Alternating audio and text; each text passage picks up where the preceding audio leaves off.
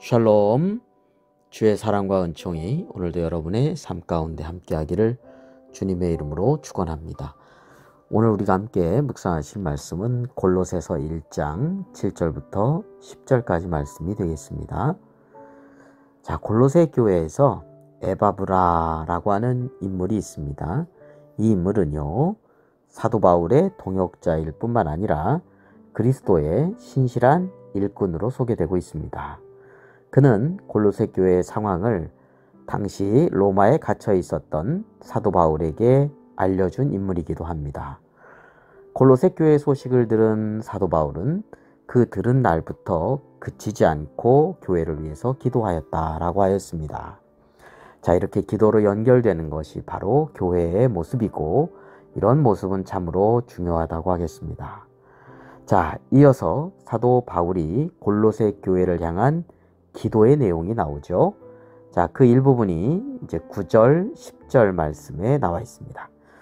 너희로 하여금 모든 신령한 지혜와 총명에 하나님의 뜻을 아는 것으로 채우게 하시고, 주께 합당하게 행하여 범사에 기쁘시게 하고 모든 선한 일에 열매를 맺게 하시며 하나님을 아는 것에 자라게 하시고. 아멘. 자, 이 말씀에서 우리가 주목해 보아야 될 말씀, 하나님의 뜻을 아는 것으로 채우게 하시고 하나님을 아는 것에 자라게 하시고. 네, 사도 바울은 골로새 교회 성도들이 하나님의 뜻을 아는 것으로 충만하기를 원했습니다. 그리고 하나님을 점점 더 알아가는 삶이 되기를 원했습니다. 이것이 바로 믿음의 성장이죠.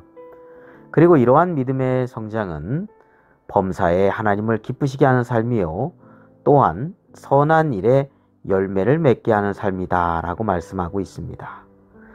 네, 믿음은요, 성장해 나가야 합니다.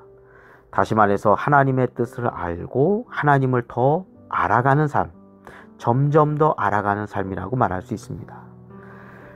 나의 이익, 나의 고집, 여기에 매몰되지 않고, 네, 믿음의 형제자매를 생각하고 교회 공동체를 생각하고, 더 나아가서 하나님의 나라를 생각하며 하나님의 뜻을 실천하고 하나님의 마음과 또 생각을 점점 더 알아가며 그 뜻 가운데 순종하며 살아가는 삶, 이것이 바로 믿음의 성장을 이루는 삶이라고 하겠죠.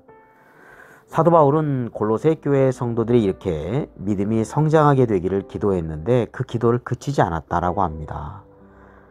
하나님의 뜻을 알기 위해서 신령한 지혜와 총명이 필요한데, 이러한 신령한 지혜와 총명으로 하나님의 뜻을 알기를 원했던 것이죠.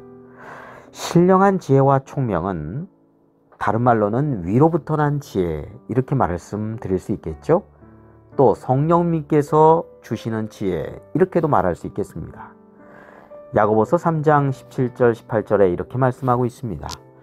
오직 위로부터 난 지혜는 첫째 성결하고 다음에 화평하고 관용하고 양순하며 긍휼과 선한 열매가 가득하고 편견과 거짓이 없나니, 화평하게 하는 자들은 화평으로 심어 의의 열매를 거두느니라. 아멘. 그 윗부분에 보면 야고보서 3장 지금 읽은 그 말씀 윗부분에 보면 정욕적인 지혜도 있고 귀신적인 지혜도 있다라는 말씀이 나오거든요. 이런 지혜하고 완전히 다른 것이죠. 이것은 선한 열매를 가득 맺게 하는 신령한 지혜와 총명으로부터 시작되는 거고요. 위로부터 난 지혜이기 때문에 그렇습니다. 이러한 지혜를 통해서 하나님의 뜻을 깨닫게 되고 주님의 마음을 알아가게 되죠. 그러한 지혜에는 성결하고 화평하고 관용하고 양순하고 긍휼을, 그리고 선한 열매가 가득하다라고 말씀하고 있습니다. 네, 이렇게 우리의 삶 가운데 주님의 뜻을 알고 주님의 마음을 알아가며 주님께 기쁨이 되고 또 영광을 돌리는 크리스찬의 삶이 되시기를 주님의 이름으로 축원합니다. 기도드리겠습니다. 거룩하고 자비로우신 하나님 아버지, 저희들의 믿음이 어린 아이에 머물러 있지 않게 하여 주옵소서. 주님의 뜻을 또 주님의 마음을 생각하고 또 행함으로 우리의 삶 가운데 선한 열매를 많이 맺어가는 믿음이 성장하는 삶이 되게 하여 주옵소서. 우리를 사랑하시는 예수 그리스도의 이름으로 기도드립니다. 아멘.